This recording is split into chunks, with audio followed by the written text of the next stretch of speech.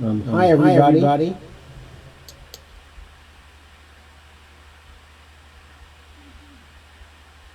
I'll be with you in a minute or two. Still doing a little sharing before I start.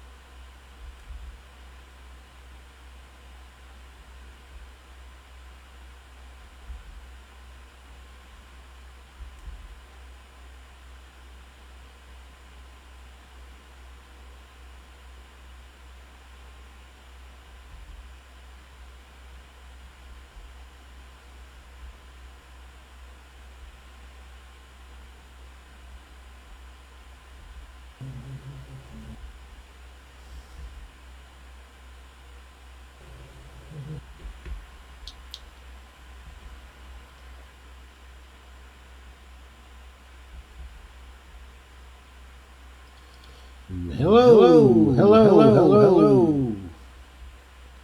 Happy to see everybody tonight. Hi Cheyenne. Hi Dolores. Kathy Langen. Hi, how are you?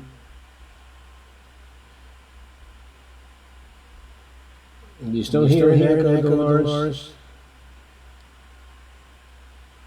Bad echo tonight, Joe, says Kathy. Let me see if I can turn that down.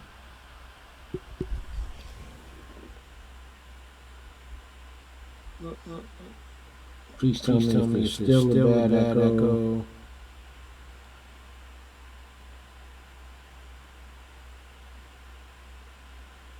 Okay, so glad to see you all.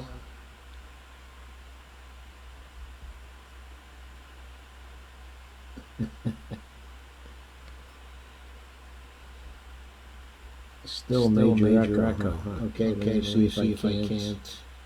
It's not coming from Facebook. Let me see if it's coming from.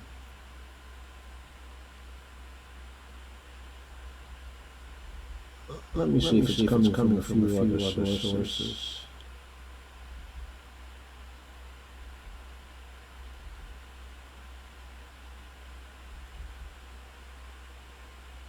Okay.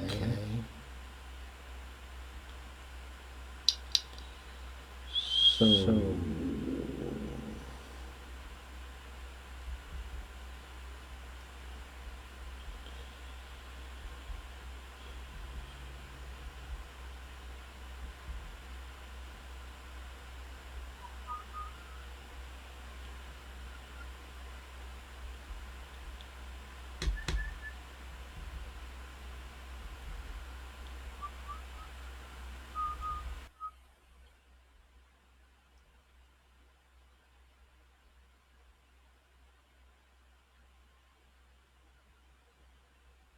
Okay, so please let me know if I've taken care of it now.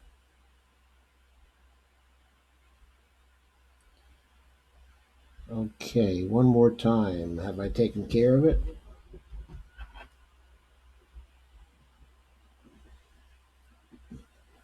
Cheyenne says triple echo.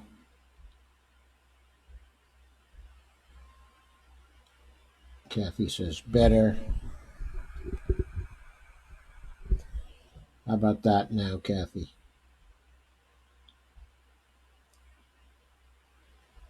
Cheyenne says okay now. Okay. Steve says good now. Okay, thank you. I guess I debugged it now. Great. Happy to know it. Okay. So let's get to the subject of tonight, okay, which is imminence, sunny days, and contempt for the people.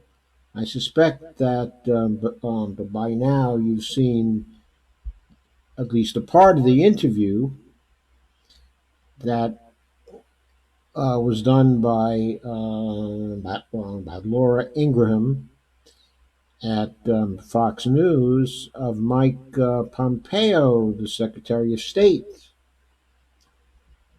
And Pompeo said, essentially, I'm paraphrasing now, that but the reason why they took out Soleimani was because they knew that an attack, okay, was imminent.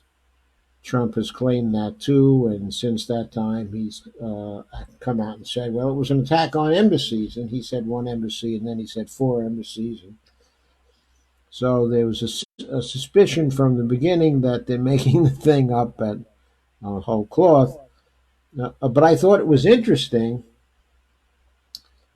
that Secretary Pompeo said, well, this attack, okay, is imminent, but I don't know where and I don't know when. And so this, of course, reminded me, I don't know where, okay, I don't know when. That immediately reminded me of the song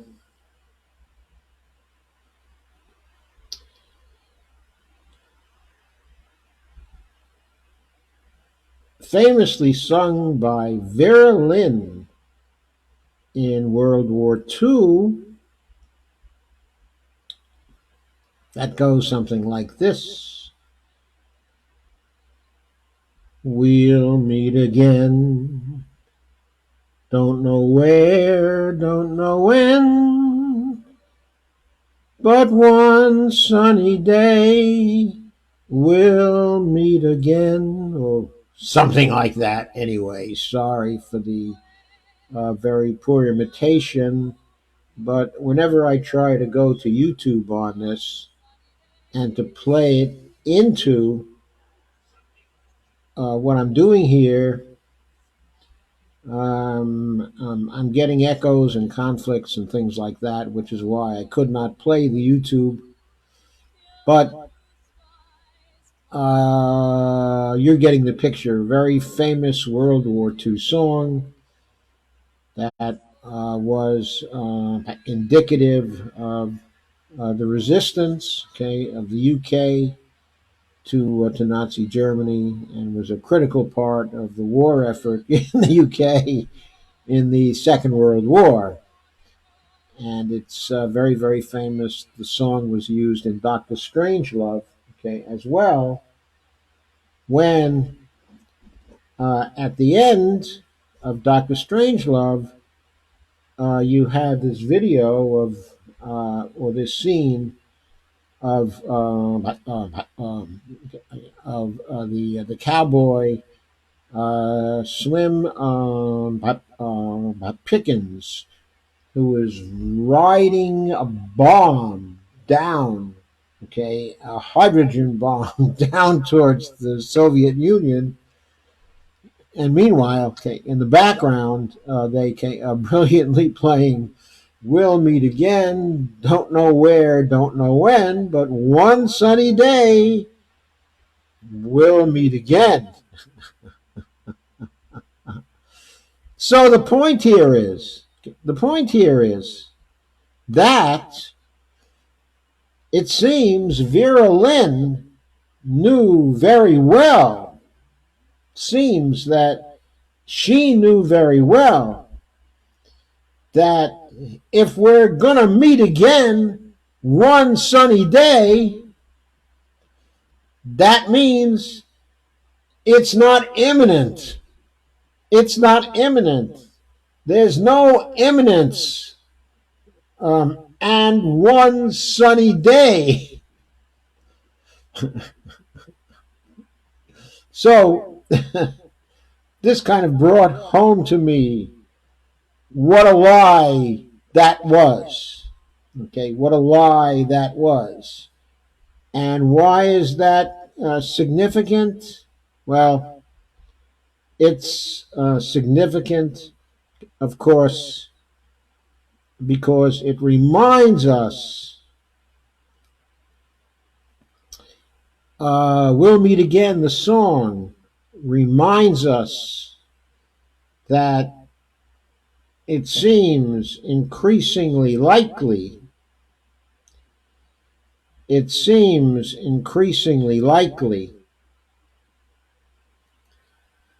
that Trump just made up the imminent threat posed by Soleimani. And of course, many people have said this and have pointed it out. But Tulsi Gabbard has pointed this out. And many, many articles, okay, have pointed it out. It now develops, though, that according to NBC News, Trump authorized Soleimani's killing in June, 7 months ago, on the condition that there were actions by the Iranians resulting in the death of an American.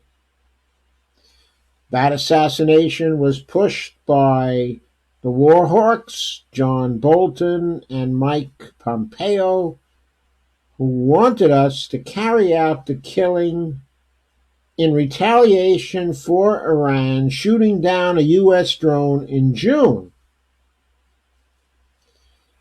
Trump responded then by saying, he responded to the push by responding, quote, "That's only on the table if they hit Americans," according to a person who was briefed on the discussion. Now, that's kind of an indirect source for NBC and for this article, but nevertheless, it's now part of the discussion. But also, but from NBC, the idea of killing Soleimani came up in discussions in 2017. That Trump's national security advisor at the time, retired Army Lieutenant General H.R. McMaster, was having with other administration officials about the president's broader national security strategy. Juan Cole, who's a very fine analyst of the Middle East, added to the mounting scrutiny over Trump's threat narrative on Monday, writing at his informed the comment his blog, and he noted, quote, "Soleimani does not appear to have killed or had killed any Americans at all in the past decade. And from 2017, because of the UN Security Council nuclear deal with Iran, Soleimani was not an adversary of the U.S. in recent years. In fact, he was often a de facto ally, and the U.S. Air Force gave him air support at Tikrit and elsewhere in the campaign against ISIS, Daesh. In fact, for a while there, Soleimani was fighting ISIL and Al Qaeda, linked fighters in Syria, in tacit alliance with the Kurds, supported by the United States at a time when Israel allied with an Al Qaeda affiliate in the Golan Heights. It's wild, right? It's a chaos there, a total chaos. Everybody's allied with this one or that one or the other one, and they're all working against each other. Moreover, the entire narrative of the Trump administration was determined by Iraqi Prime Minister Abdul Mahdi, who told Parliament on January 5th, when he asked its members to kick out the U.S. military, that he had personally invited Soleimani to Baghdad as part of a back-channel set of talks between Saudi Arabia and Iran aimed at cooling down tensions between the two. Soleimani did not sneak into Iraq on a covert mission. He flew on a commercial jet and went through passport control with his diplomatic passport. While an attempt was made to invade the U.S. Embassy on the Wednesday before Soleimani's arrival, that was done by members of the Iraqi militia, the Shia militia, the Kataib Hezbollah, who were angry that on December 30th, the Trump administration bombed its bases in northern Iraq and killed some 24 of its fighters. Obviously, a reason to be angry. The fact remains, though, that the invasion of the U.S. Embassy on the Wednesday before Soleimani's arrival resulted in no casualties for the U.S. That's a fact. We knew it at the time that we decided to take out Soleimani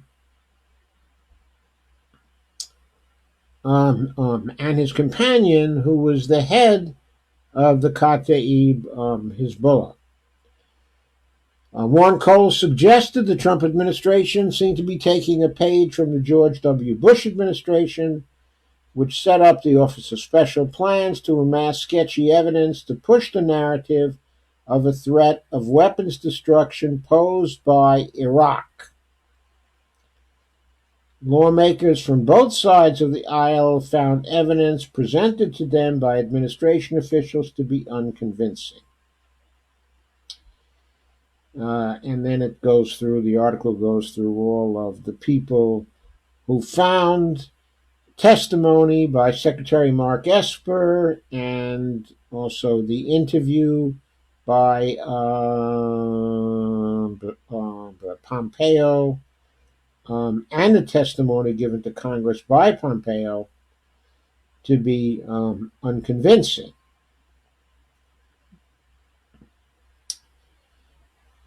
And the article notes Soleimani's killing has sparked Agnes Bakalamar, who is United Nations Special Rapporteur on extrajudicial executions, to call this month for an impartial probe of the assassination by the UN. So, the way things are shaping up now, it seems quite clear,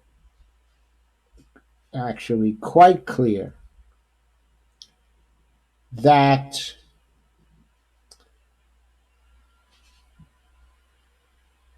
there was pre-planning of the assassination, or at least a decision made at some point that under certain conditions we would attempt an assassination of Soleimani. And then there was a decision to take him out, not because of any evidence of any planning, of an imminent attack, but just because there had been a there had been a killing of a U.S. contractor, in retaliation for our killing of 24 members, okay, of a militia. And so it was this kind of escalation, okay, that was going on. The whole idea that the attack, okay, was imminent was taken up and is being propagated by the administration because unless there was an imminent attack, the authorization for the use of military force, which the administration is appealing to make its attack, okay, a legal attack under U.S. law, that is totally unjustified as long as it is not the case that there was no imminent attack and there was no evidence, okay, of an imminent attack. So the lie is there to justify okay, an attack that was against the law here in the United States, and that was a usurpation of the authority of Congress, and therefore was an abuse of power, a violation of the Constitution, a violation of the separation, okay, of powers. Now, what does this whole thing reflect? Well, the whole pattern of doing this, the whole pattern of lies in the Trump administration, and the big lies being told now concerning the undertaking of the assassination are due to the presence of evidence that attacks planned by Soleimani were imminent. But that's just part of this master pattern of lies that characterizes this whole administration, and that is an abuse, okay, of power. Now, I said a few days ago that there's been a count of something in excess of 15,000 lies told by Trump alone. But since then, okay, I read an article, okay, I forget where, suggesting that the total number of lies told by Trump since the beginning of the administration is more on the order of 125,000 lies. Now, what does this reflect? And this is really not at all a laughing matter. Even though, as Adlai Stevenson once said, I'm laughing because it hurts too much to cry. Why does it hurt too much to cry? Because it reflects the utter and total contempt that this administration has for the American people, for us all, for our democracy, for our republic, for our Constitution. Utter contempt. They think they can lie to us all the time in the most transparent of ways, and that we will not then take action against them and ensure that they will be thrown out of office. Thrown out of office. I don't think a democracy can sustain for very long a continuous pattern of lies.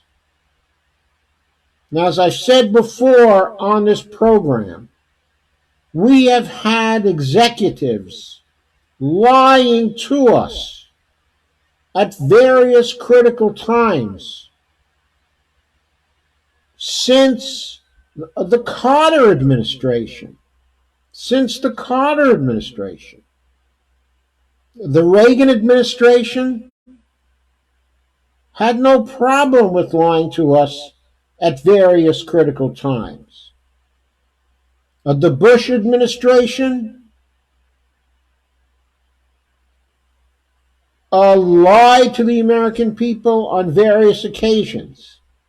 The Clinton administration was many times caught telling lies to the American people.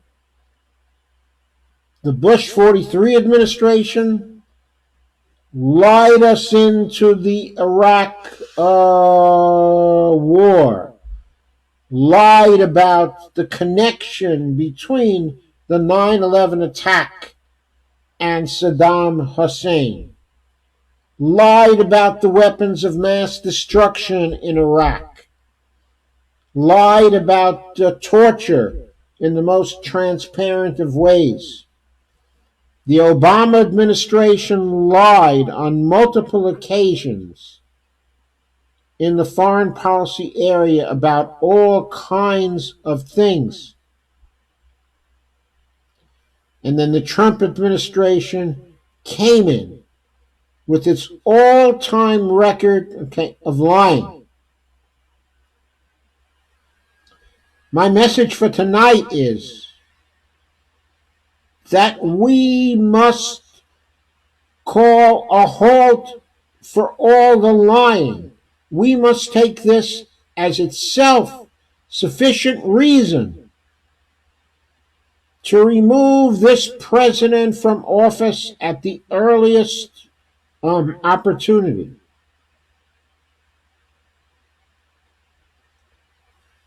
If we cannot impeach him, if we get blocked in facilitating that particular effort, then we must do all we can in the election to come to remove him from office, and not only that, but to elect someone who is unlikely to lie to us in critical ways on multiple occasions.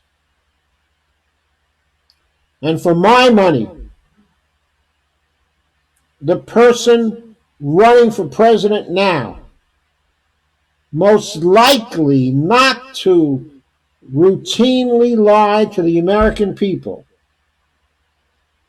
is Bernie Sanders. Perhaps also Tulsi Gabbard can be fit into this particular category. She seems to be very open and candid, and honest in most things, on most occasions. But I have a much longer experience with Bernie Sanders and watching him and watching his record. So because of the longevity of it, I have a greater degree of trust, in Bernie. But I want to emphasize how important I think this is. We need a president as soon as possible who will help to restore our democracy by not undermining the power of the people to make the decisions that we can participate in our democracy, unclouded by lies and by day-to-day manipulations from the administration and from the powers that be. We must again introduce a high degree of honesty into our culture. That has to come from the political top.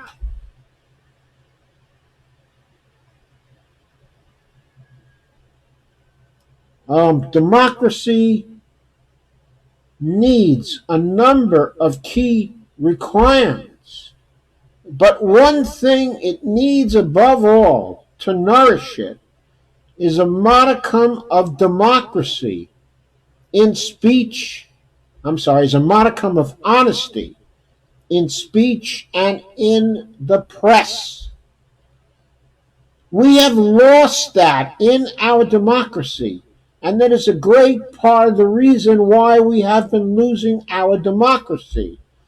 And we don't normally recognize how important that is and how important it is that we enforce that on our leaders.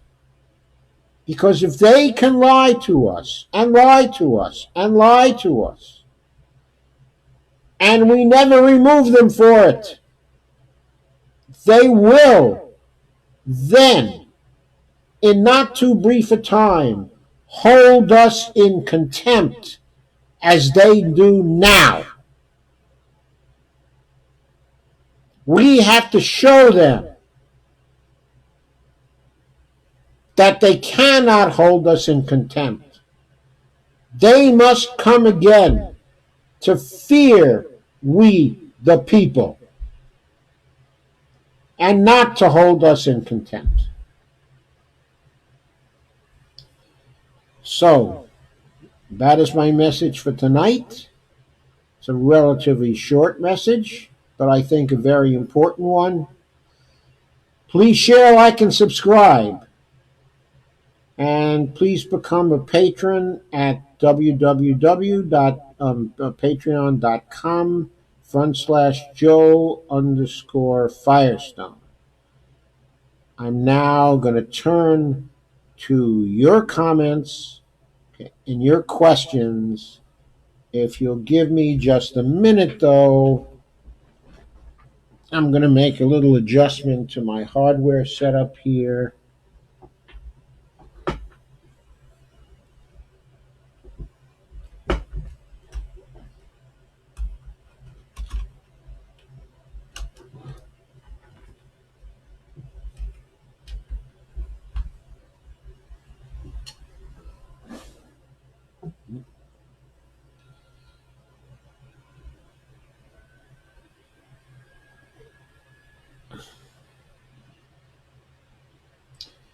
Okay, there I am.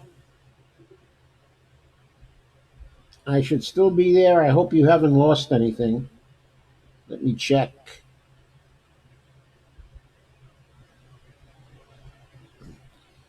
Can you hear me? Can you hear me? I see I blacked out for just a minute, but as far as I can tell, my stream is still on. Let me do one thing. Here we go. Yeah, I seem to be on again. Let's see. My software. Oh, here I am. I'm back. Okay. So, have a great night, Joe. I'm not finished. I'm here to consider your comments. Oh, thank you for sharing tonight.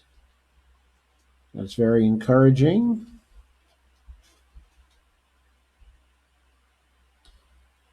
Let's see what you have to say.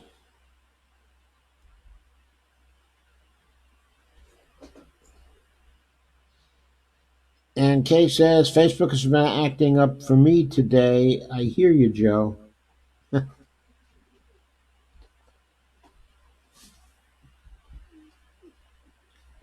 And I got a bunch of likes, so people are seeing me. I know that. And I think you're hearing me, and I think my sound is probably pretty good right now. But I don't see many comments. John Lennon, okay, another year over and what you have done. War is over if you want it. If we want it, give peace a chance. Yes, give peace a chance. The Pentagon called Trump out. Yes, I think he did. Hi, Randy. I'm Hedgebeth. Hi, Devorah. Elaine McForbes has joined. Lana Dell has joined. Kay Ryan has joined. Barbara Reed has joined. Kay says, just more lies from the savage idiot in the White House. If I read that correctly. Steve says, I only believe Bernie and Tulsi anymore. It's a sad, sad thing that we only believe Bernie and Tulsi anymore. Cheyenne says, like Warren. Now, Warren's been telling lies today about what Bernie said.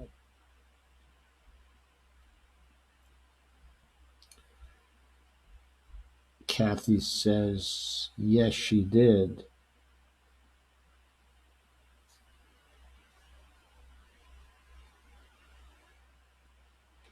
Yeah, Nico did a good piece on Warren today. Jamal Thomas also did a very good piece on Warren today. Okay, I commend them both. Dave Dowell also did a very good piece, okay, on Warren today. Tim Black has done a piece on it too, but I haven't had a chance to see Tim's piece yet. But I did notice that uh, that all of them agreed that Warren planted this story, that it was a desperate move, okay, on Warren's part, and that it was a move made in bad faith, and that there's been no attack by the Bernie campaign on Warren. No attack, okay, at all. They picked up basically a Slack message by one person who had posted only once before in the group, okay, who was not someone, okay, who frequently posted to that group and therefore was not a particularly active part of the campaign. It wasn't anything official from the campaign. It certainly was not, okay, from Bernie. And it was a Slack message that was written in conflict with Bernie's policy about campaign workers talking against his opponents. Bernie's campaign workers are not supposed to do that. They're only supposed to talk about the positive message, okay, of Bernie Sanders. Cheyenne says, I'm sure Rising will call Liz out. I hope so. I hope so, but I haven't seen it yet from Rising. But then they picked up the story too early in the morning, perhaps.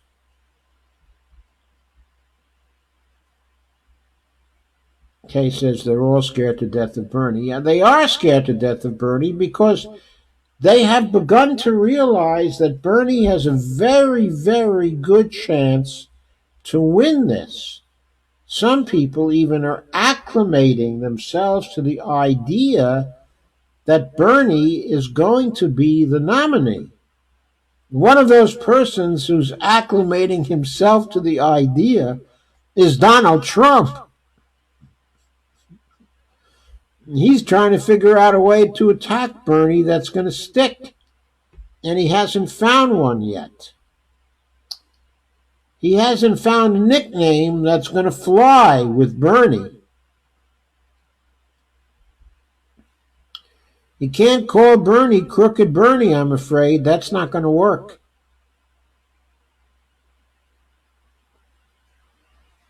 And Lana says sounded like a planted Slack message. Yeah, it's very easy to plant a Slack message and then to call up a news source and give them the text of the Slack message. It's the easiest thing in the world to do that. And did Cheyenne say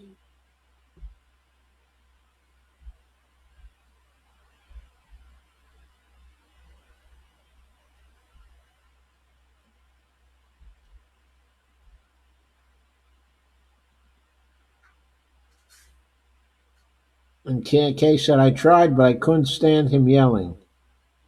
But Tim Black yelling or me yelling, Kay?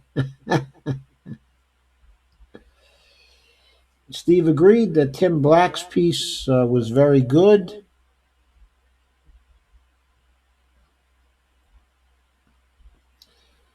And Steve says, I canvass for Bernie and they explicitly tell us not to be negative on anybody. Yes, Steve, I know that's the internal instruction of the campaign.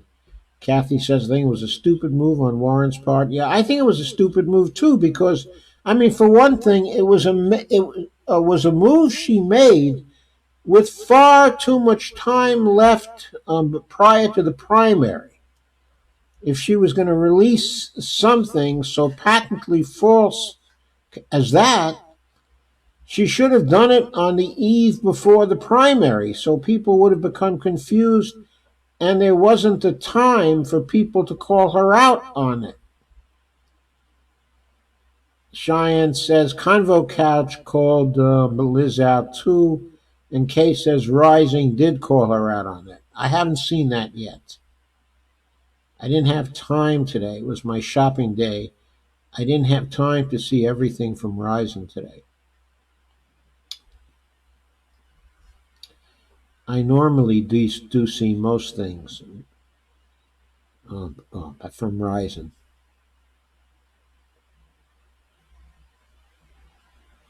And Kathy says, but Warren always does stupid things. Well, I don't think I would go that far, but I don't think she's a good politician. I think that she looks good on paper. Sometimes she speaks very well and that can be very motivating. And I think she's very good at wonky politics. But she is not good at her policy calls and her strategy calls. I mean, she really botched up her position when it came to Medicare for all. And that is what has led to her fall. That was a monumental error. A monumental error. And this, too, was very, very bad judgment. I mean, even she had a problem with Bernie. She should have immediately gotten on the phone with him. Immediately gotten on the phone with him.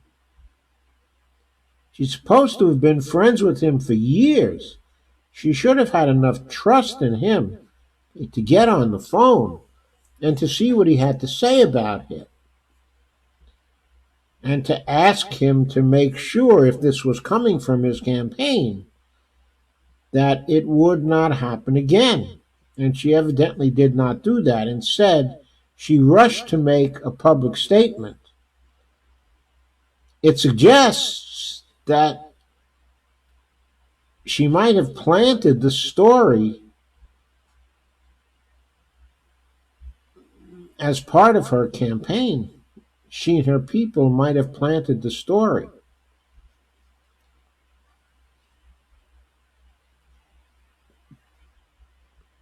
Lana says, 2 New Yorkers battling it out. I can't wait. The only people missing will be you and Mike Norman. And we'll probably be on one side or the other. I don't know if Mike's going to be on Bernie's side on this. He might be on Trump's side. He keeps saying he likes Trump.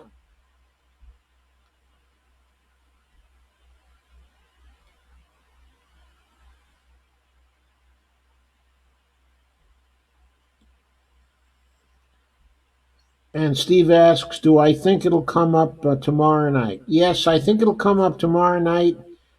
And the reason why I think so is because, I mean, part of this is obviously a press attempt, a media attempt to smear Sanders as well. Okay, the media is in on this. I mean, obviously, The story was immediately picked up,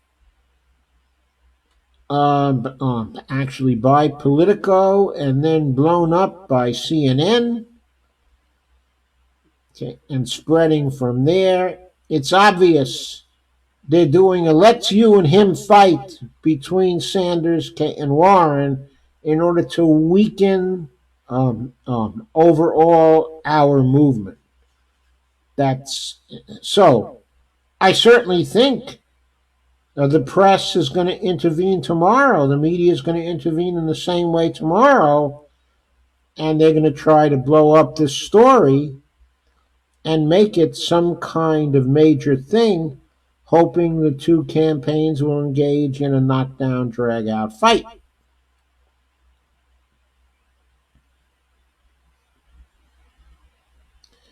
Giant says proof that she's not a native, and then she laughs. Steve says he needs to stop saying that, Cheyenne. Cheyenne says, laugh out loud. Bernie says he's friends with most everyone, but Trump. Yeah, but supposedly she really was friends with Bernie for years.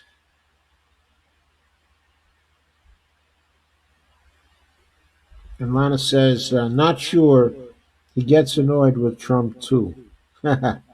She's talking about actually Mike Norman there, that he gets annoyed with Trump as well. Good. So Steve says he needs to stop saying that, Cheyenne. Yeah, Bernie. He needs to stop that. It's a trope. He needs to stop saying, yeah, I'm good friends with him. I like X, and he's fine. I'm friends with him. He's my friend. Notice, though, he never said that, okay, of Buttigieg. He never called Buttigieg his friend. He never said that he knew Buttigieg.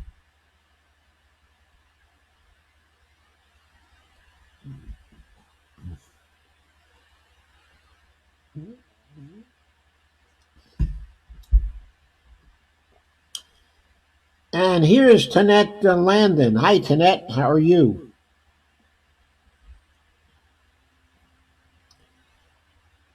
That's an old friend joining us.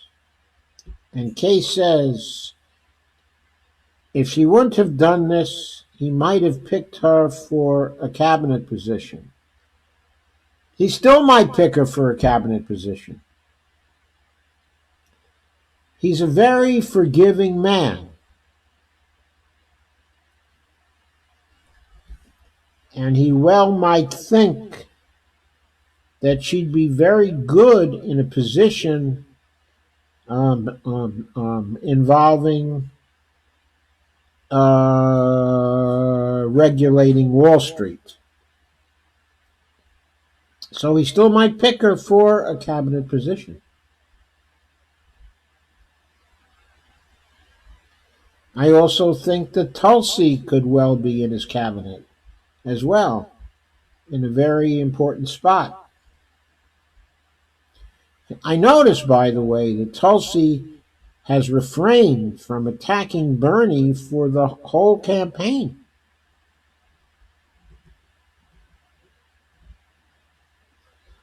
She doesn't attack him at all.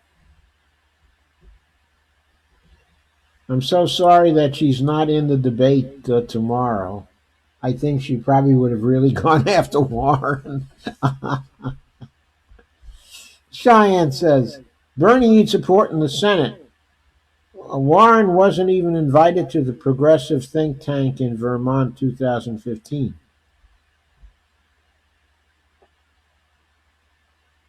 Yeah, that's amazing, isn't it?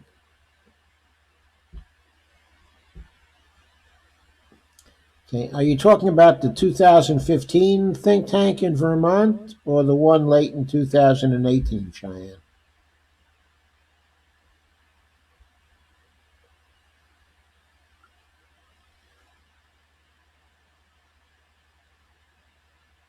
And Cheyenne says, but Tulsi isn't a fellow at the Sanders Institute. Yes, I know that she's not a fellow at the Sanders Institute, but she was invited to the think tank meeting in 2018. And Kay said, I heard Tulsi endorsed by Bernie Sanders today. Well, that is very, very interesting. Atlanta says, I hope Julian Castro will be head, of immigration. Head of ICE? Julian Castro, head of ICE? That would be funny.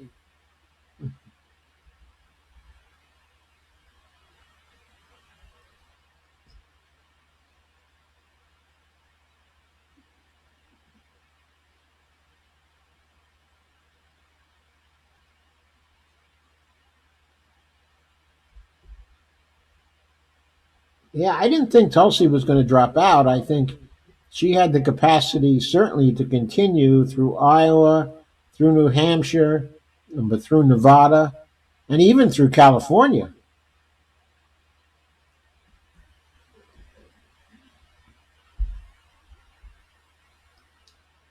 No ICE. Yes, we shouldn't have ICE. But one way to start to kill ICE is to have Castro over it.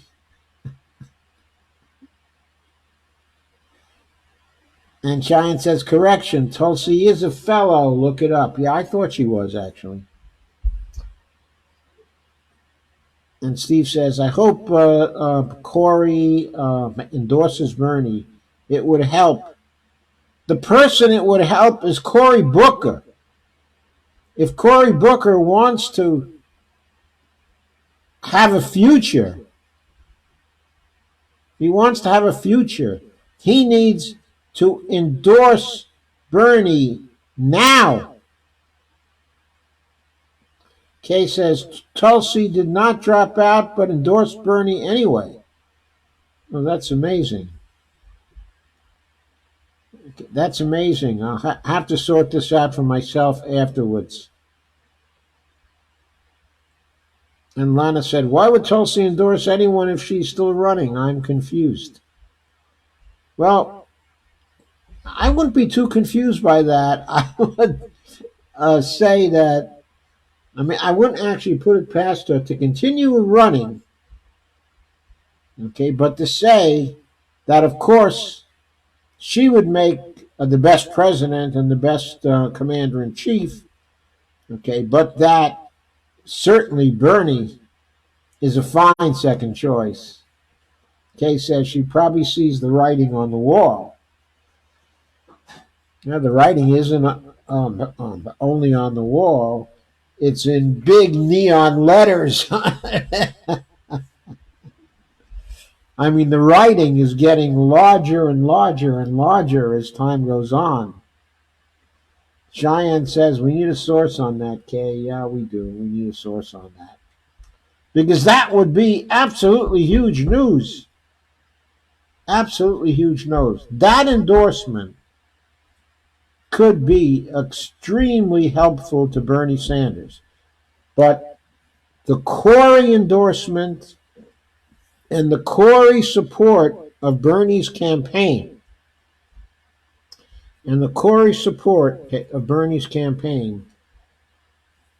would give Corey a future.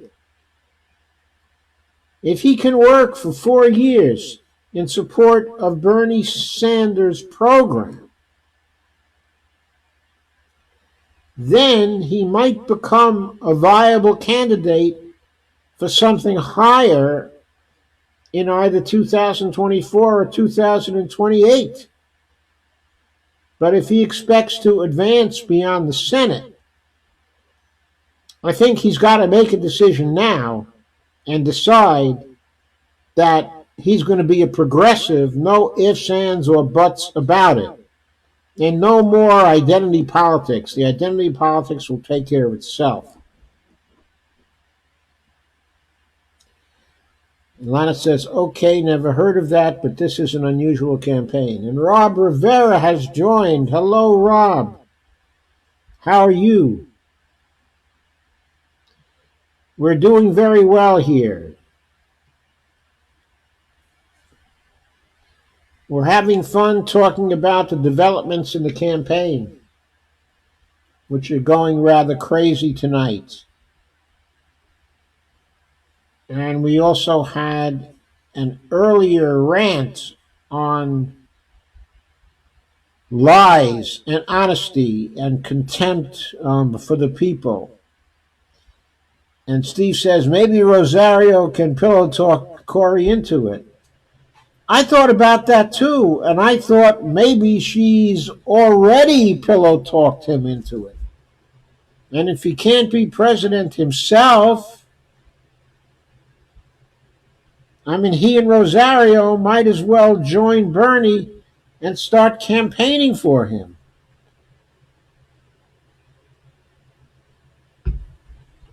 She was a big help in 2016, and she can be a big help again. Cheyenne says Cornell needs to sit on Booker till he endorses Bernie. I'll tell you something, someone else who needs to endorse Bernie to go further, and that is Gillibrand. She needs to endorse Bernie now.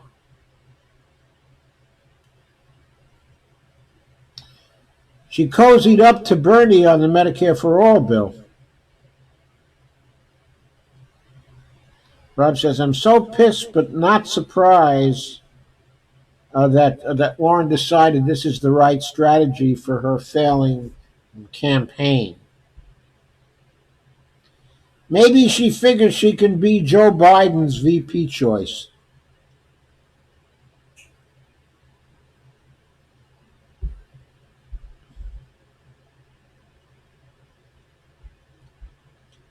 We're all really pissed at that. But I think we all think that what Warren just did is to put another nail in the coffin of her campaign. Kay says would be a good move on Booker's part to endorse Bernie. And Gillibrand's too. Steve said this is going to backfire on Warren big time. I think it will. I think it will. It was ill considered.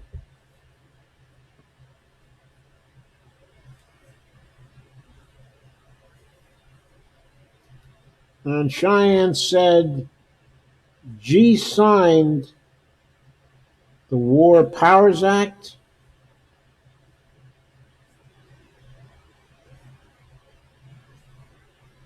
Sorry, who's G?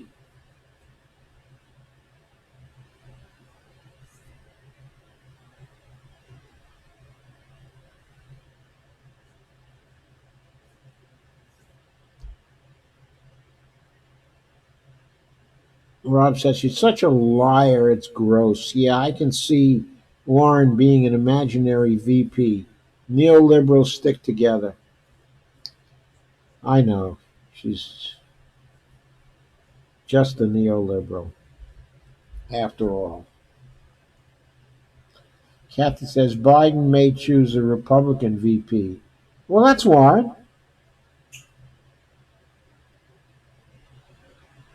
She can be his Republican VP. Oh, Gillibrand. She signed the War Powers Act. Yeah, that doesn't surprise me at all. Over a period of time, Gillibrand has been moving left, but it remains for her to come out and to say, I'm a Bernie Democrat. I'm a Bernie Democrat. Did you talk about Warren earlier in the stream? We did. We took care of Warren in the comments.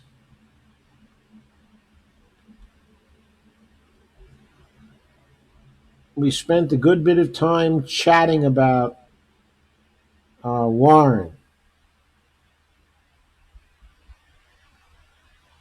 Okay, says he wouldn't have to. All he would have to do is get a corporate den. And Barbara Wernick joined. Hi, Barbara. And let's see, how we doing?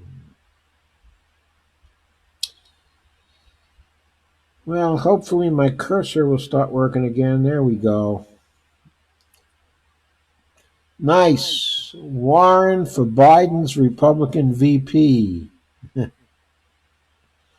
Cheyenne says, agree, Joe, on Gillibrand. Yeah, I mean, what's she doing? I know she likes Bernie. So how are you doing, Yoda? I'm doing great. I'm doing great, Rob. How are you doing? I've been having a great time lately. We've all been having a great time here. We missed you.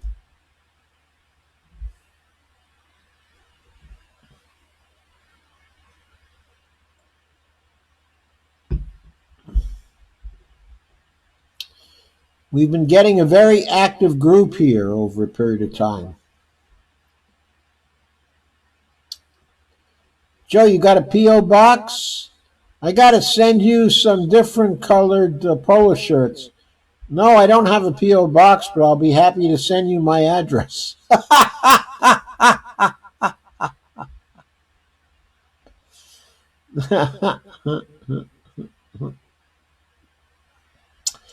However, Devora sent me a new T-shirt that I guess I should have worn tonight. Jim Bird's joined. Hey, Jim. How you doing?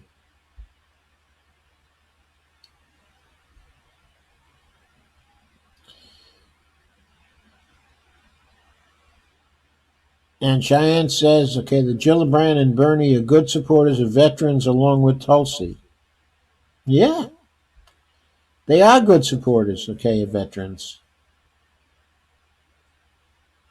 I guess they have that in common. I think that Gillibrand has some radical in her, though.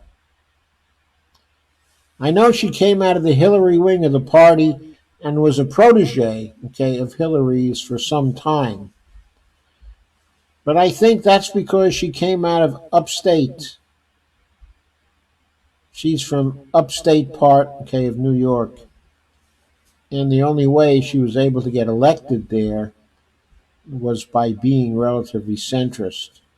I mean, a centrist is a radical for certain parts, okay, of New York State.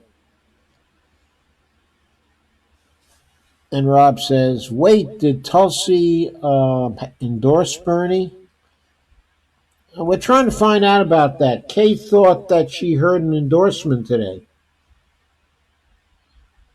or that she heard about an endorsement from Tulsi today.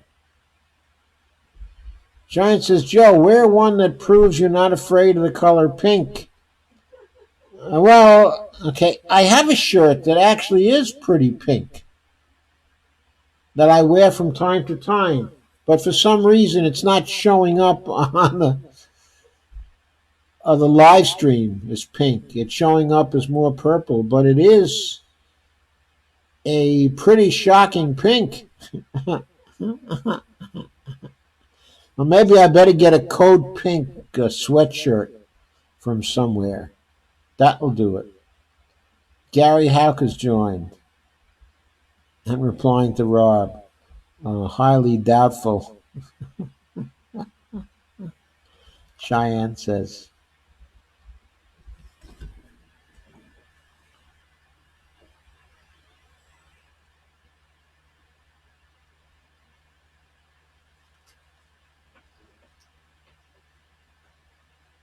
Rob says, how about Tulsi dropping out and getting on the campaign trail for Bernie? At this point, that might be the best thing she could do.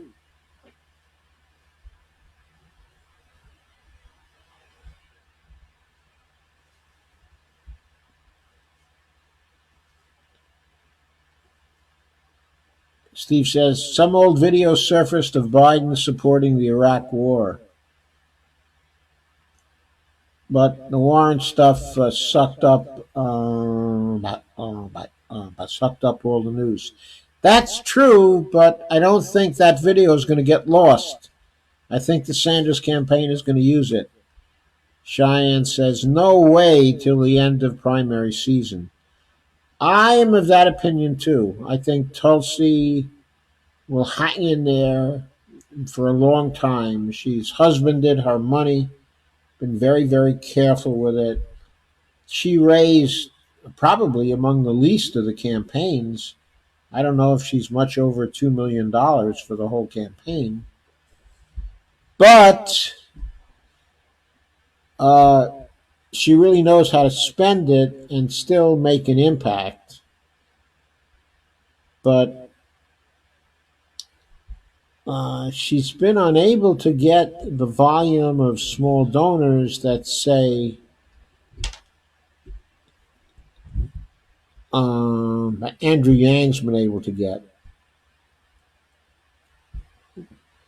Although I think she's a far better candidate, okay, than Yang. Far, far better. I think if she's a bona fide candidate, she could serve in the position.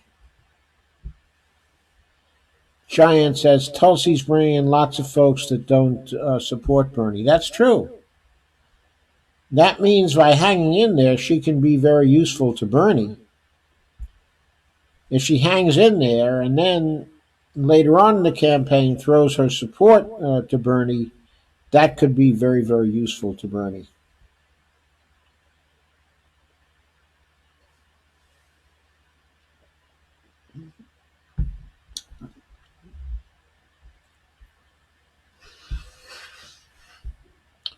Steve says Tulsi gets a lot of free coverage in the media. That's very true. A lot of free coverage.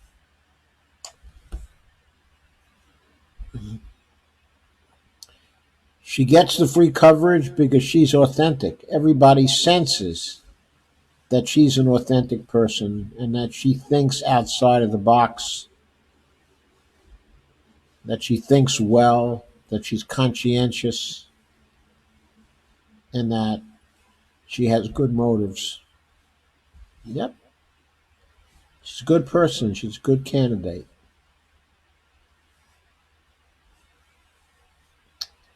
The presidential candidate has a super PAC and they include their money raised. No. No, they don't. So Biden's money that he's raised doesn't count what's been raised by his super PACs. Kay says Tulsi would be great for the head of Department of Defense. I think that too. That she'd be great. We might begin to trust the Defense Department again. After about 4 years of Tulsi, we might be able to trust them.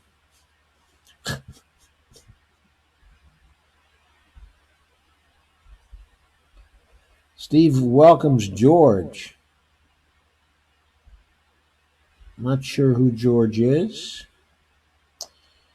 Rob says, I asked because Andrew Yang raised a shitload of money. It's too suspicious to me. I could be wrong.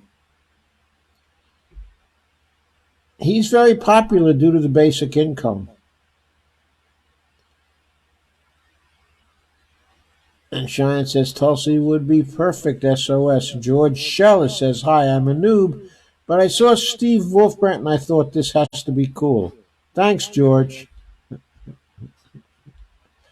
Glad you came and welcome.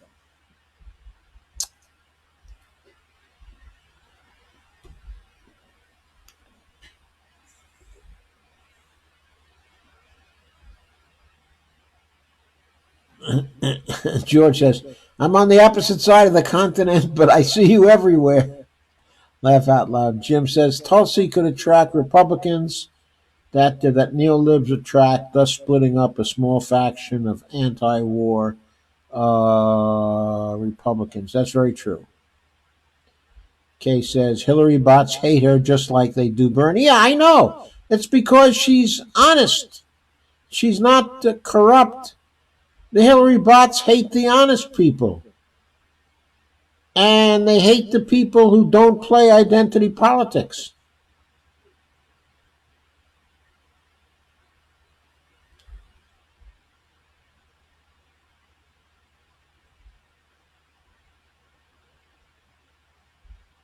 And Kathy asks, is it true that Tulsi's constituents are angry with her for missing so many votes? I seriously doubt that. Uh,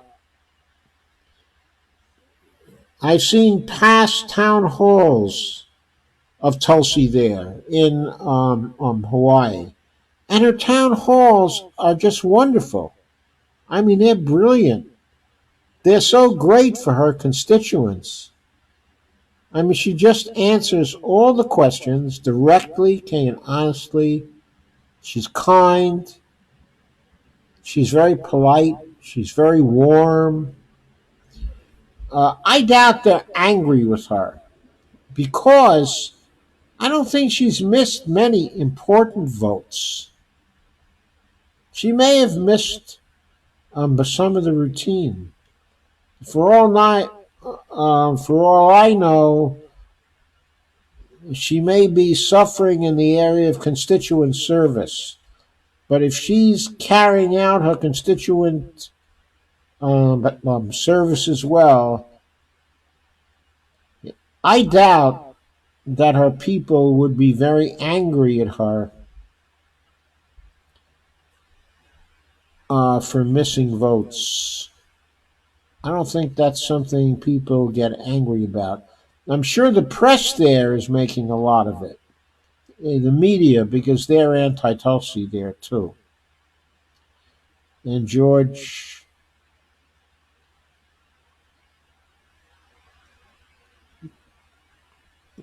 Jim said, Tulsi Town Hall I went to had a small number of Republicans in the back.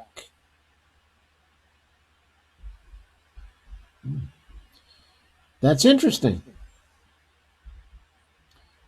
I know she has a certain bipartisan appeal.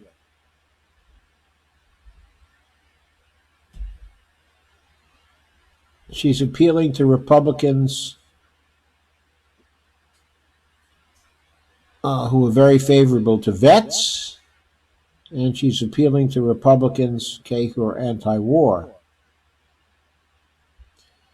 Tulsi says she has quite a few large billboards around Iowa. Actually, Jim Byrd said that about Tulsi.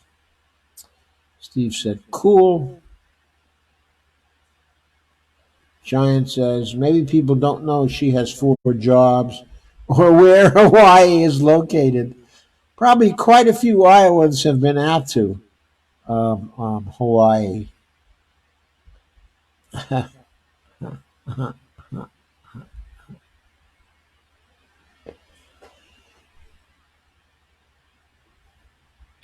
Yeah, Tulsi's quite a busy person.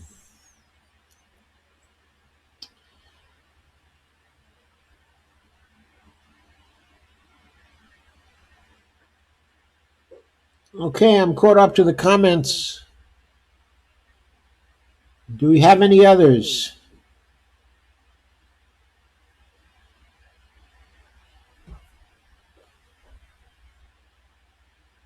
Steve says Tulsi is not running for Congress again. And he says, I wonder if she made a deal with Bernie for a position.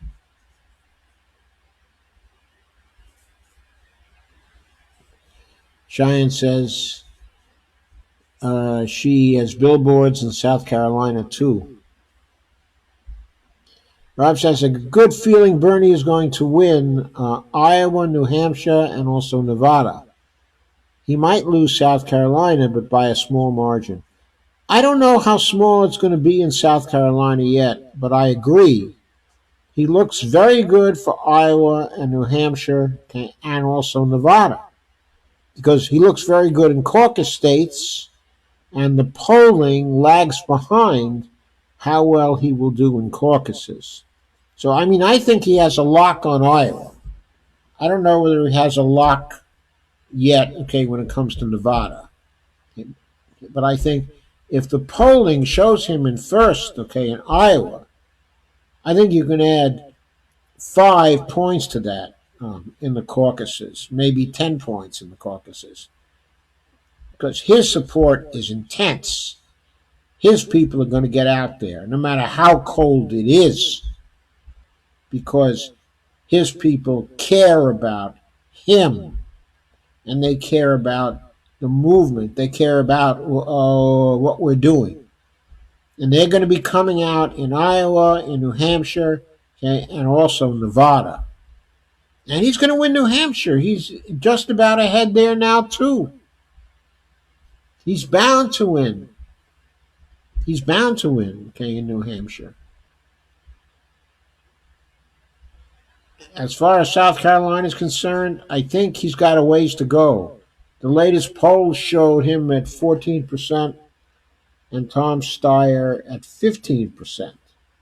Though I think probably a lot of Steyer supporters at the end, okay, are going to think, oh, look, I'm just going to be much better off with Bernie than with Steyer. Hey, Yoda, can you read my previous comment, please? Let me try to get that again, Rob.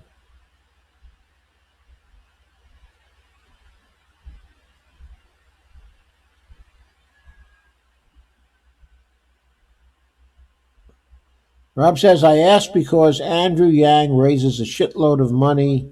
It's too suspicious to me. I could be wrong. Yeah, he does. But I think that those are probably legitimate contributions from people who really think that $1,000 a month is going to benefit them. And I don't think they're too alive to the idea that he is a neoliberal in his economic thinking. He's not really good at all, okay, on economics. And the 1,000 a month, okay, as a basic income is really kind of an ad hoc idea on his part. He's tried to think through the implications of 1,000 a month, but it's not based on any deeper economic theory. It's just an idea he latched onto that he seems to believe in.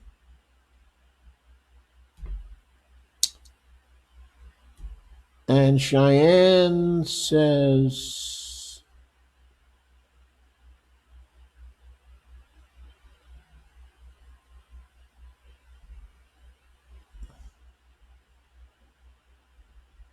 I'm sorry, Rob, I can't easily find the one after that. I probably passed over it, but my computer's giving me a little trouble in scrolling down the comments, and it's hard for me to recoup that one.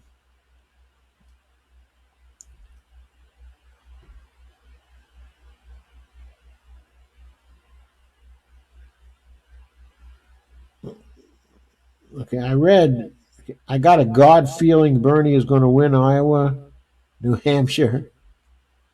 Okay, I thought you were saying a good feeling. Okay, so you said I got a God feeling. I thought you meant the good feeling. But maybe you meant the God feeling. I don't know.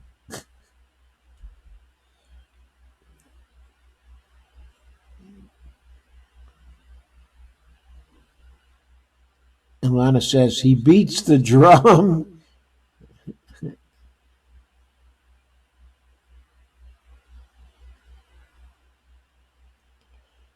Steve says, yeah, George, it's a very cool show. Doc is a PhD and knows his stuff. Former college professor. Yep, one time I was a college professor.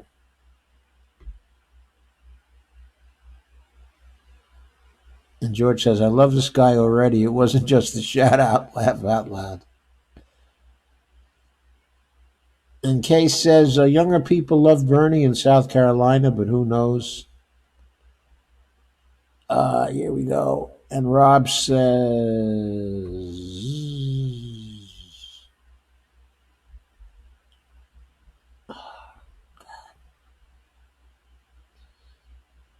Shine says, can't find anything online about a Tulsi endorsement of Bernie 2020.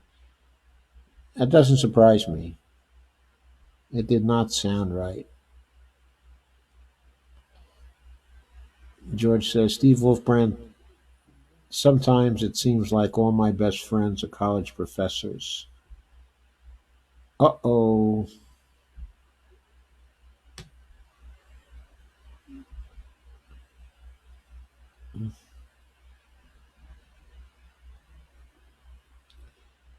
They still seem to be broadcasting.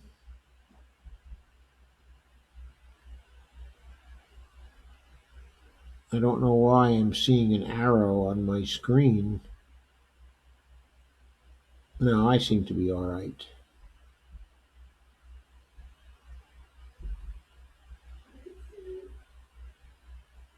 Okay, Bonnie says I'm okay, so I'm not going to worry about what my screen looks like, my Facebook screen looks like.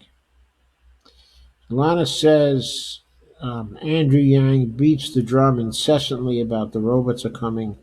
It's sickening. Yeah, I mean, I think it is too. It's really alarmist. They're not coming that rapidly. The federal job guarantee will provide everybody who wants to work with with a job, okay, at a living wage, okay, and at a job which is much more satisfying than much of the things they're currently doing in the private sector. Kathy says, speaking of Hawaii, I flew into Oahu the day after Obama was elected the first time. It was rather exciting at the time, but that didn't last long. It was a disappointment. Oh, I know. I mean, even before he was inaugurated, there were signs he was going to be a real disappointment. Like specifically Rahm Emanuel. God.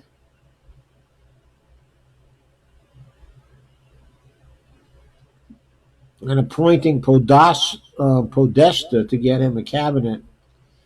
Oh, God. That was awful.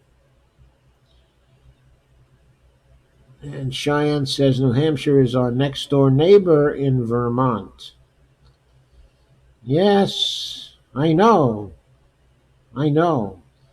Yeah, not too many years ago,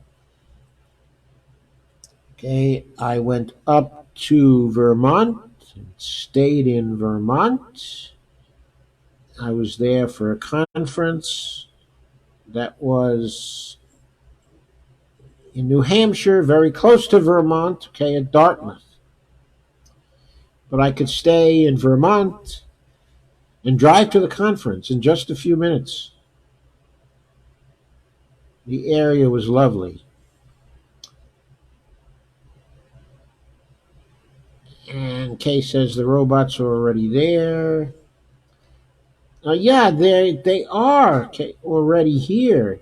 There's no question they are already here. But there are not that many of them. They haven't displaced really that many jobs yet. And there are many other jobs to do that robots are not yet capable of doing. I know the revolution is going to come fairly fast, okay, relatively fast. But there are always going to be jobs for people, and the reason why is because we are going to invent them. Our invention of new jobs will not stop with the robots being here, Kay. That's not going to happen, and it's not going to be a serious problem as long as the government is committed to providing full employment through a federal job guarantee at a living wage. Okay, now I'm not opposed to a basic income for those who are not able to work or for any reason, including that they just can't fit into a job environment. If people just can't fit into them, I don't have any objection to that. They're having a basic income. In fact, my own combination deal of a federal job guarantee and a basic income, okay, along with it, is a far better deal than Andrew Yang's lousy $1,000 a month. I mean, I'm talking two-thirds, okay, of a living wage.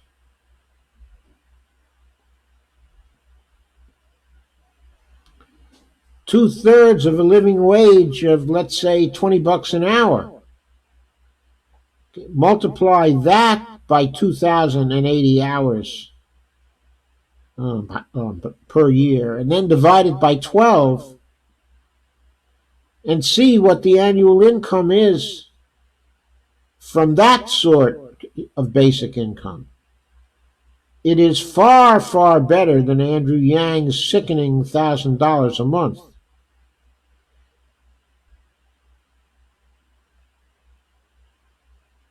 Rob says, "Hey Yoda."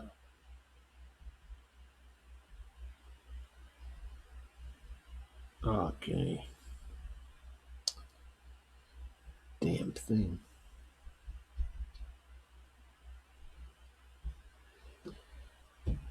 No, Joe is a brain surgeon.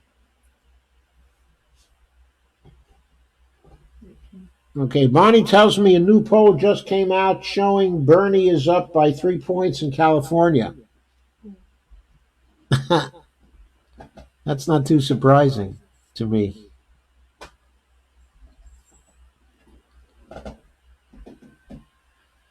Sorry, folks, I'm having a little trouble with the scroll bar on my computer. Hey, Yoda, since Warren really shit the bed with the non-scandal, but do you think Bernie would still consider Warren as a VP? If not, who do you think Bernie would have in the running? Well, Bernie has said that he thinks that his vice president should be a woman.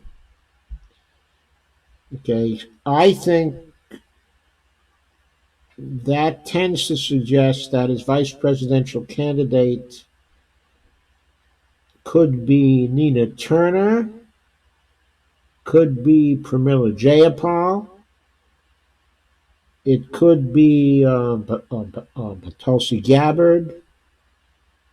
I don't think now it's going to be Warren. I think she could still have a place in his cabinet,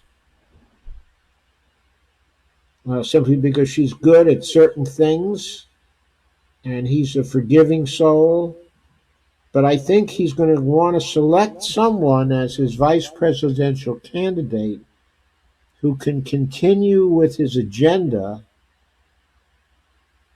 if he fails to complete his first term, okay, or if he gets elected to a second term and then fails to complete that, he will want a vice president who can carry on. So I think one good candidate could be Jayapal. She's very strong on war and peace issues. She's right there on the Green New Deal, and she's right there on on Medicare for all. And I'm sure she's very good on the rest of his agenda too, though she hasn't taken a position on many of those issues. But she's really a bona fide progressive. And she's really bright and she's really articulate.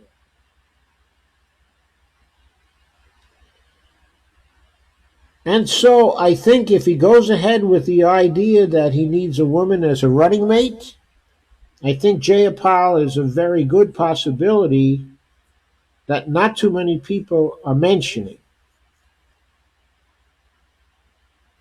If he decides that he's not going to go ahead with a woman, then I think I would add to that pot, or if he thinks that it may be acceptable, okay, to select a male, then I think someone who suddenly figures very big in the running is Ro Khanna.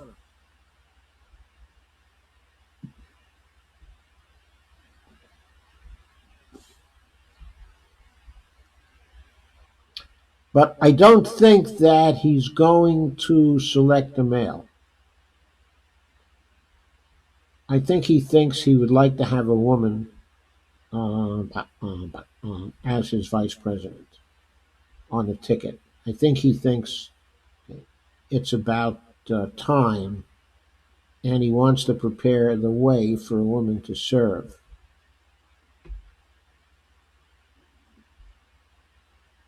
I think it's unfortunate that at this time Ocasio Cortez is still too young. Thank you, Lana.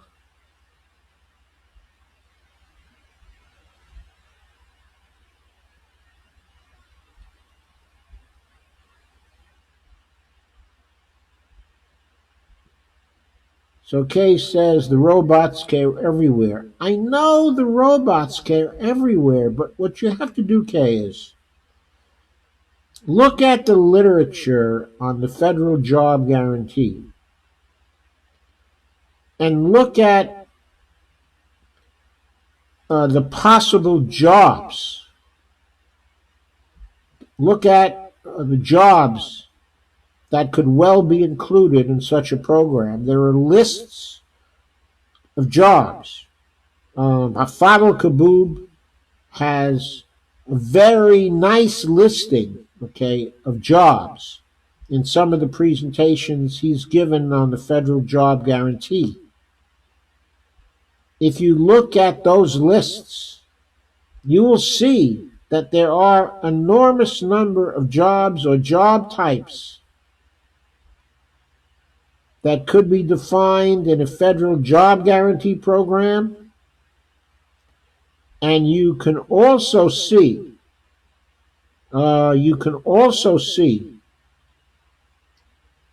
that these are not jobs that cannot be handled by robots at the present time, and that won't be able to be handled by robots for some time to come, if ever.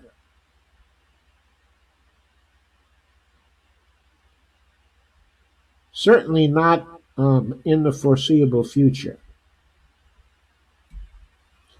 Cheyenne said, no, Joe is a brain surgeon. I don't know how smart, these brain surgeons are.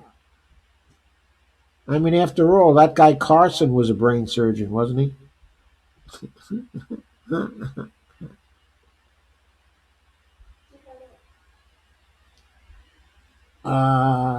Steve says Bernie is very strong here in California. Lana says we like it. Go CA.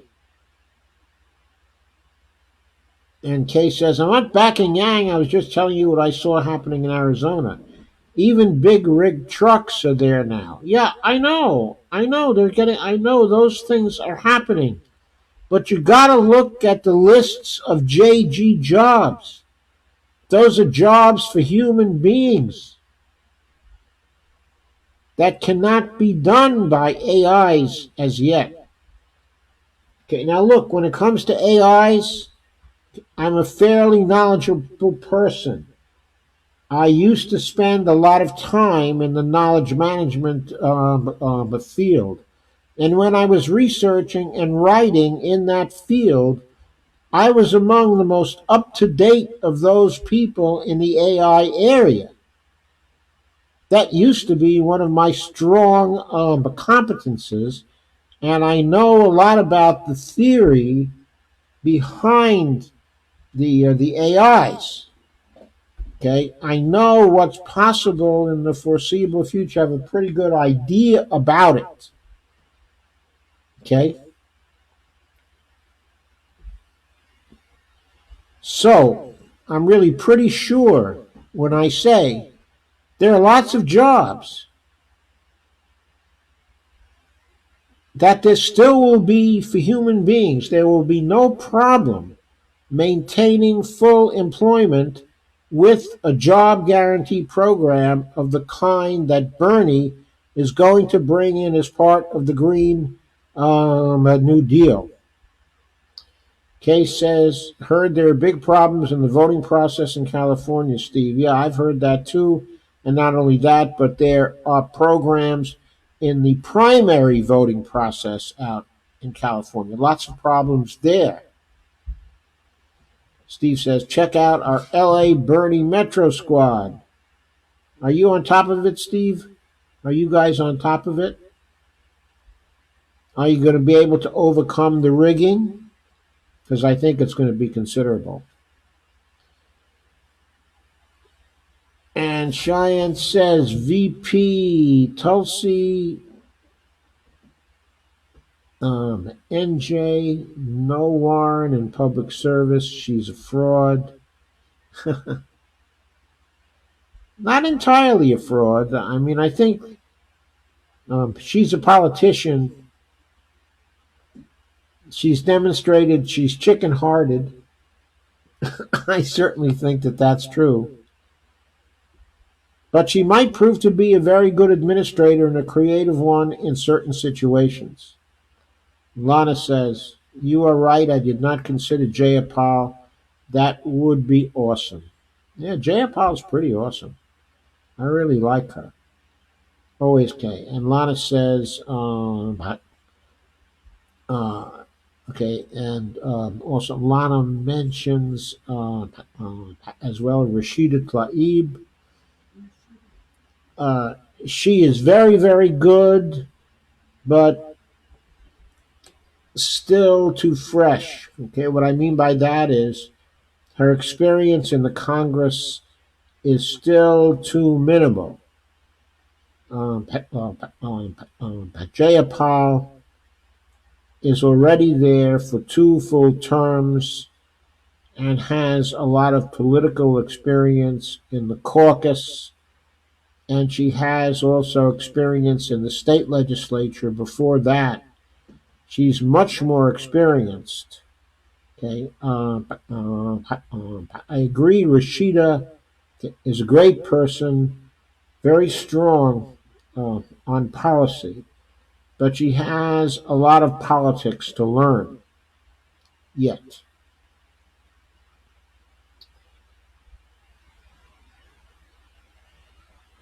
Okay, now she is old enough to be the vice presidential candidate, but the question is whether she's seasoned enough to be a vice presidential candidate. I think Jayapal is. But, Rashida is very impressive, and she's going to be a force to be reckoned with over the coming years, as Kay will Ilhan, okay, and Ayanna Presley. The whole squad is very, very good. Okay, and AOC, I mean AOC, she is something else again. This latest move by telling the DCCC to shove it and starting her own pack. I mean, that is one great move. It is perfect. It's a move like, if they rig it again against Bernie, let's get a new party started. Let's get the money for a new party. Kathy said there was also some talk that Warren said that Bernie said to her that he didn't think a woman could beat Trump. Just an aside. I think that's a lie. That's a lie. As Bernie said today in reply to that, he said, of course a woman can beat Trump. Hillary Clinton herself got 3 million more votes than Trump. And he's right. If the ball had broken a little differently for Hillary, if she had been smart enough to support a Medicare for All program in that campaign, she would have won going away. I'm going away.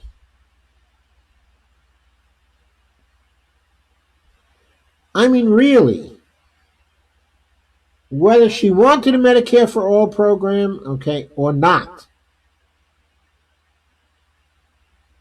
people need to remember the old story of Henry IV, okay, of France, okay, who, when he was coming up as a possibility for the throne, was a Huguenot at the time. That is, he was a president.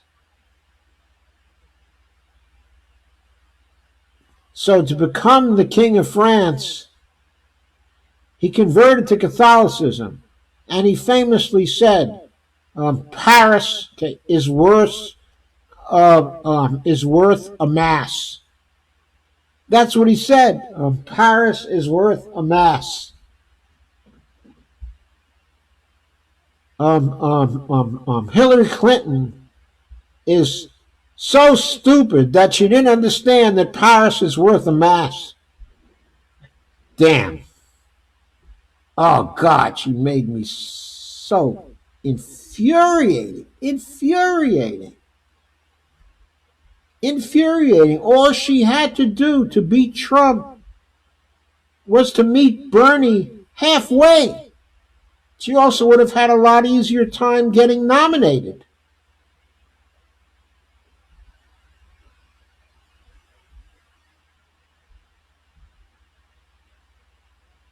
Kay says we do not have jobs guarantee yet. Steve Wolfbrand says pretty sure Bernie will choose a woman. I'm pretty sure he's going to choose a woman too.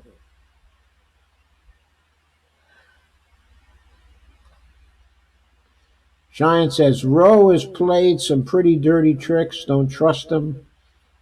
Yeah, but he always comes down on the right side in the end. He's not going to play any dirty tricks on Bernie. I think Roe's instincts are basically very good on most things.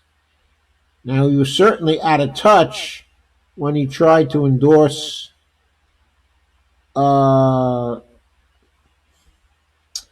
what's his name? But Crowley, as opposed to AOC. He really had to back off on that quickly. That was really stupid. And Steve says Cornel West for a VP. No, I don't think so. Okay, I don't think Cornel West has the legislative experience. I don't know. I think that Cornel West would have a tough time coping with the ins and outs of the job. Now, he'd be great in certain policy areas, and his instincts would certainly be great, and his oratory would be great, but it takes more to be a really great president, okay, than all that.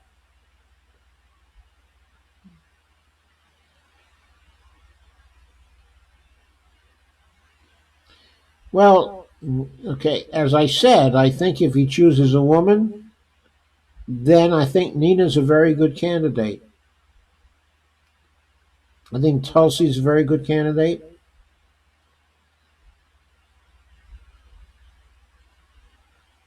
I think they're both very good candidates. And I know Rob's favorite is Nina Turner. Bonnie's favorite, Kay, is Nina Turner also.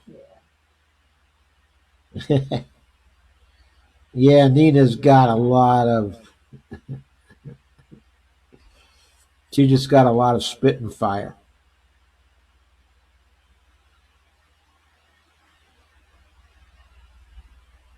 Kay says, I like that, but it isn't here now. But it will be. It's part of Bernie's Green New Deal program. It's going to be here. And Tulsi said, sorry to insult you, Joe. I think that you're replying to my brain surgeon comment.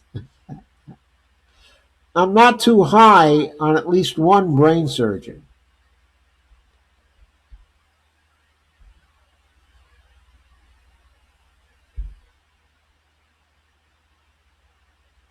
Okay, says if we get Bernie, the FJG will be great. It really will. You really have to read up on the FJG. It has such possibilities.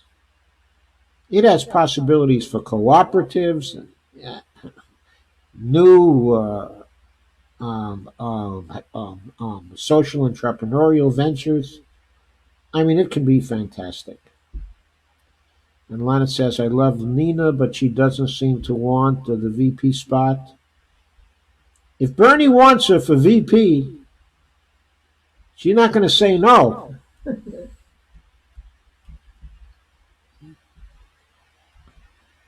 Oh, darn it. My comment field is now all selected. And George Scheffler said Nina was super cool on the Hill today. Yeah, she was also super cool. There was an article that she wrote for The State, which is a publication down in South Carolina. And she did a terrific piece there, okay, on why Joe Biden has been a betrayer of the black voters, and why Bernie Sanders has to be their choice. She did a great comparison thing down there, and I think it's really going to help Bernie Sanders. Good night, Kay. I think I'm going to say good night too, folks. I've been here for a while. George says, I think Warren will suffer from her campaign's attempt at hitting Bernie. Yeah, I believe so too, George. I think we all believe that here. I don't think she's going to gain a thing from that. I think she's going to be very sorry she did that. And she's going to be very sorry also that she strayed away from Bernie. Bonnie, stop that, please. Okay.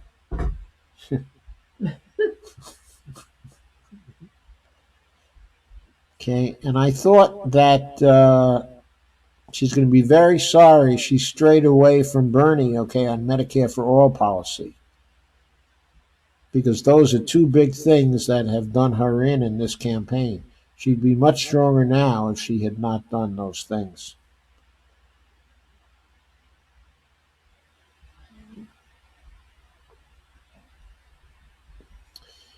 Okay, folks, I'm going to say good night. And thank you very much for coming. Thank you very much for contributing. Thank you all very much for all the comments. I love the discussion. I love the comments. I'll be back tomorrow night, sometime in the 9 o'clock hour, between 9 and 9:30. I guess is all I should be saying, because I never seem to get to it before 9 o'clock or after 9:30. Oh, wait a minute! Tomorrow's debate night, right? Yeah, tomorrow's debate night. Okay, I just remembered. So probably what's going to happen tomorrow night is that I'm going to come on late after the debate, probably in the 11 o'clock hour, and give you my impressions. Since I've done that, okay, for all the debates, and since this one promises to be very interesting from the campaign point of view. So look for me at around the 11 o'clock hour. I was about to say, look for me by moonlight. I'll come to thee by moonlight, though hell should bar the way. But that's something else indeed. So good night.